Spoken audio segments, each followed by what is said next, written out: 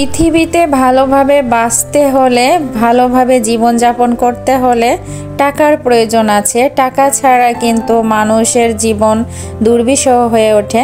Hello everyone, আসসালামু আলাইকুম, welcome back to my new blog. কেমন আছেন সবাই? আই হোপ সবাই অনেক বেশি ভালো আছেন, সুস্থ আছেন। আমরাও আলহামদুলিল্লাহ ভালো আছি। প্রতিদিনের মতো আজকেও আমার ডেইলি কাজকর্ম আপনাদের সাথে শেয়ার করার জন্য চলে আসলাম। আশা করি আজকের ভিডিওটি ভালো লাগবে। এই তো এটা কিন্তু শুক্রবারের ভিডিও। আমি শুক্রবারের দিন দুপুরবেলাতে এই যে চচ্চড়ি তরকারি বসিয়ে দিয়েছি, আলু দিয়ে টমেটো দিয়ে ছোটো মাছ দিয়ে চচ্চড়ি করেছি। গ্যাস ছিল না, একদমই অল্প জাল হচ্ছিল। অল্প জালে তরকারি কিন্তু অনেক সময় লেগেছে। আর অপর পাশে চুলাতে আমি ডাল বসিয়ে দিয়েছি। আর একটু ভর্তা করব, ডিমের ভর্তা করব, তারপর আলু ভর্তা, নতুন আলুর ভর্তা করব। তো দেখতে হলে সাথেই থাকুন। আপনি যদি একটু একটু করে সংসার খরচ থেকে টাকা বাঁচান, কাল কিন্তু টাকা আপনাকে বাঁচাবে।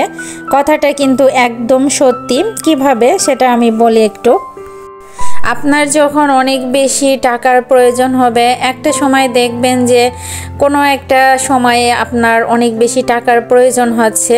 সেটা বিপদ আপদেও হতে পারে বা অন্য কোনো কারণেও হতে পারে, কিন্তু আপনার কাছে টাকা নাই। তখন কিন্তু আপনার অনেক বেশি খারাপ লাগবে, কষ্ট লাগবে যে সারা জীবন ইনকাম করেছি কিন্তু একটা টাকাও রাখতে পারলাম না।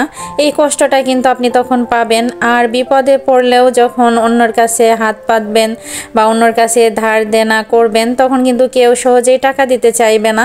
এই জন্য টাকার মর্মটা কিন্তু আপনাকে বুঝতে হবে।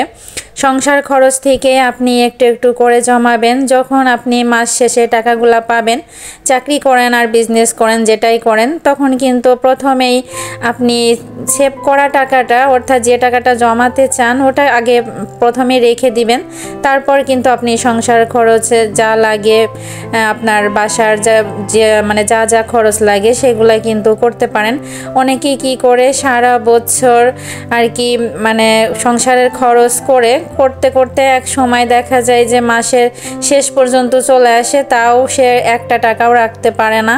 কারণ সে চিন্তা করে যে রাখবো টাকা বাঁচলে রেখে দেব, কিন্তু সে গুরুত্ব দেয় না। একটা সময় গিয়ে কিন্তু তার টাকার প্রয়োজন হয়, তখন তার একটা আফসোস থেকে যায় যে কি করলাম, যদি আগে প্রথমেই যদি টাকাগুলা একটু একটু করে জমাতাম, তাহলে তো আর এই কষ্টটা এখন ভোগ করা লাগতো না। এই জন্য সবাইকে একটু চিন্তা ভাবনা আগেই করা উচিত। আপনারা যারা টাকা রাখতে চান তাদেরকে একটু পরামর্শ দিই। সেটা হচ্ছে যে আপনারা একটা ফিক্সড ডিপোজিট করে রাখবেন, যে প্রত্যেক মাসে আপনি 5,000 টাকা বা 10,000 টাকা, যার যেরকম সামর্থ্য অনুযায়ী আপনি রাখতে চান, এজন্য কিন্তু ডিপোজিট করে রাখতে পারেন। ডিপোজিট করলে আপনার হবে কি, ওখান থেকে কিন্তু একটা সময়ে আপনি কিন্তু ওখান থেকে একটা লাভ পাবেন।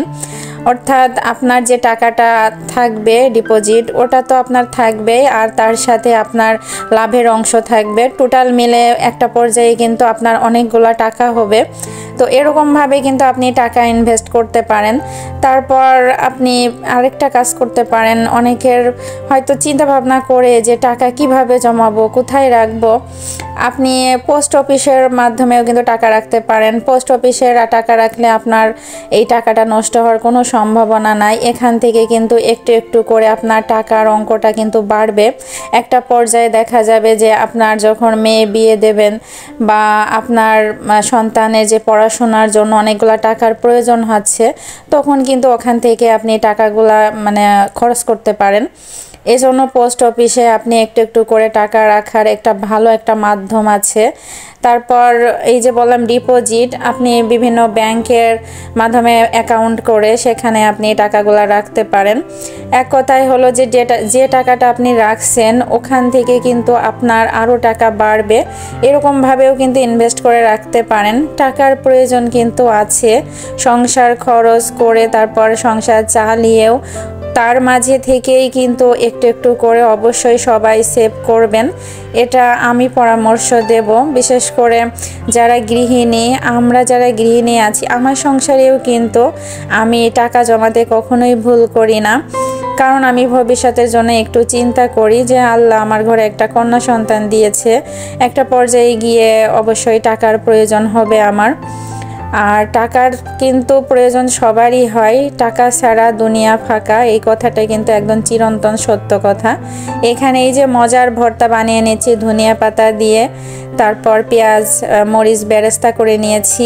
এই ভর্তাটা কিন্তু সায়নার বাবা অনেক বেশি পছন্দ করে, আমারও অনেক বেশি পছন্দ। শীতের দিনে কিন্তু ভর্তা প্রিয় মানুষরা ভর্তা খেতে বেশি ভালোবাসে। এখানে এই যে 2টা ডিম সিদ্ধ করে নিয়েছি, ডিমটাও আমি কিন্তু সুন্দর করে মাখিয়ে নিয়েছি, পেঁয়াজ বেরেস্তা করে নিয়েছি, তারপর ধনিয়া পাতা। কাঁচা পেঁয়াজের থেকে দেখবেন যে যদি পেঁয়াজটা একটু বেরেস্তা করে ভর্তা মাখান, যে কোনো ভর্তাই কিন্তু অনেক বেশি লোভনীয় হয়ে থাকে। আমরা যারা বাঙালি মানে গৃহিণী, আমরা কিন্তু সব সময় খুঁজি যে কোনটা আমাদের মুখে একটু বেশি রুচি লাগে, রুচিকর খাবার কিন্তু আমরা বেশি পছন্দ করি এবং সেই অনুযায়ী কিন্তু আমরা খাবার দাবার বানিয়ে খেয়ে থাকি। আর আমরা বাঙালিরা কিন্তু ভাত প্রিয়, আমাদের প্রধান খাদ্য ভাত। ভাতের সাথে এই যে মজার মজার ভর্তা পেলে আর কিচ্ছু লাগে না। তো এখানে যে 2 রকম ভর্তা করে নিয়েছি, আজকে ভর্তাটা অনেক মজা হয়েছে, সায়নার বাবা তো অনেক প্রশংসা করছিল। সাথে কিন্তু পাতলা ডাল করে নিয়েছি আর চচ্চড়ি তরকারি। এই তো এটা দিয়ে আমরা দুপুরে খাবো, তারপর রাত্রে আর কোনো রান্না বান্না নাই, রাত্রেও এটা দিয়েই খাবো। বেশ ভালোই চলে যাচ্ছে। আর এই যে অনেক দিন পর পাতলা ডাল রান্না করলাম। আমার মেয়েটার মুখে আর কি যে হয়েছে, এই শীতের সময়ে মানে বিভিন্ন রোগ ব্যাধির উৎপাতটা একটু বেশি হয় মনে হচ্ছে। যাই হোক আমার মেয়েটা কিচ্ছু খেতে পারছে না, ওষুধ খাওয়াচ্ছি তারপরেও কিছু খেতে পারছে না। যাই হোক ওর জন্য এই যে আজ কয়েকদিন ধরে দুধ ভাতই খাওয়ানো হচ্ছে, ঝাল জাতীয় খাবার একদমই খাওয়ানো হচ্ছে না। আর ডালটা রান্না করেছি, ডালে কিন্তু একদমই ঝাল দিই নাই। তো এখন এই যে টেবিলে খাবারগুলো সার্ভ করে দিয়েছি। সায়নার বাবা তো অফিসের কাজ নিয়ে অনেক বেশি ব্যস্ত হয়ে গেছে, যেহেতু নতুন বিজনেস স্টার্ট করেছে। পরে ও অনেক লেট করে এসেছিল, আমি ওর জন্য ওয়েট করেছিলাম। পরে একসাথেই আর কি খেয়ে নিলাম। খেতে খেতে তো বিকাল 4টা 4:30 বেজে গিয়েছিল। যাই হোক, টাকা আজ বাঁচালে কাল টাকা আপনাকে বিপদ থেকে বাঁচাবে, এটাই কিন্তু 100% সত্যি কথা। আর এটা আপনাকে মেনে রেখেই কিন্তু টাকা জমাতে হবে। আমার মেয়েটা যেহেতু কিচ্ছু খেতে পারছে না, এজন্য মেয়েটার কাছে বারবার ওর বাবা জিজ্ঞেস করছে, আম্মু তুমি কি খাবা বলো।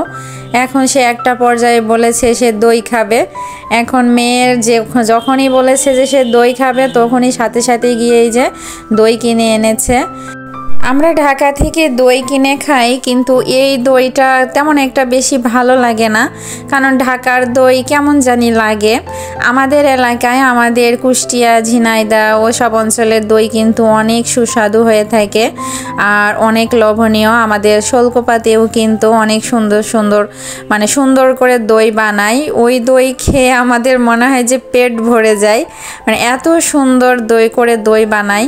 বিয়ে শাদী হোক বা বিভিন্ন অনুষ্ঠানে হোক, দইগুলা বেশ অনেক মজা লাগে। যেখানে দাওয়াত খেতে যাই এলাকাতে, দই অনেক মজা লাগে। আমি তো বাড়িতে গেলে মাঝে মধ্যে এমনিতেও দই কিনে আনি, দই কিনে এনে খাই, বেশ ভালো লাগে। আসলে এলাকার বলে কথা, এলাকার সব কিছুই টাটকা মনে হয়।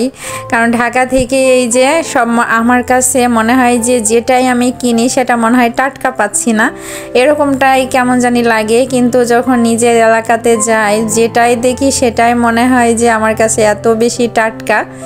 যাই হোক, এখানে এই যে একটু দই খেয়ে নিচ্ছি, কিন্তু এই দইয়ে তেমন একটা ফ্লেভার ছিল না, বেশি একটা মজা পাচ্ছিলাম না। শুধু বাড়ির আমাদের ওই অঞ্চলের দইয়ের কথাই বেশি বারবার সায়নার বাবাকে আমি বলছি যে আমাদের এলাকাতে কি সুন্দর দই পাওয়া যায়, আর ঢাকা থেকে আমরা এরকম দই কিনে খাই। যাই হোক, এটা হচ্ছে বিকালবেলার ভিডিও। গতকাল এখানে এই যে আমার বাসার সামনেই এখানে মিটিং হচ্ছিল জামায়াত ইসলামী। যাই হোক, তো জানালার পাশে বসে বসে দেখছিলাম। আর এই যে রাস্তাটা বন্ধ করে দিয়েছে, মানে যাতে কোনো গাড়ি ঘোড়া না আসতে পারে, লোকজন পাহারা দিচ্ছিল। মাঝে মধ্যে নিজে রান্না করে খেতে খেতে মাঝে মধ্যে মনে হয় যে আমাকে যদি কেউ একটু রান্না করে দিত বা কারোর হাতে তরকারি রান্না যদি খেতে পারতাম, এরকমটাই কিন্তু মাঝে মধ্যে মনে হয়ে থাকে। তখন মনে হয় যে উড়ে চলে যায় আমার মায়ের কাছে। যাই হোক, এবার শীতে যেতে পারি নাই এখনও, জানি না যেতে পারবো কিনা। তো সবাই অনেক বেশি ভালো থাকবেন, সুস্থ থাকবেন। পরবর্তী ভিডিও নিয়ে চলে আসবো। পরবর্তী ভিডিও দেখার আমন্ত্রণ রইল। ততক্ষণ পর্যন্ত আল্লাহ হাফেজ, আসসালামু আলাইকুম।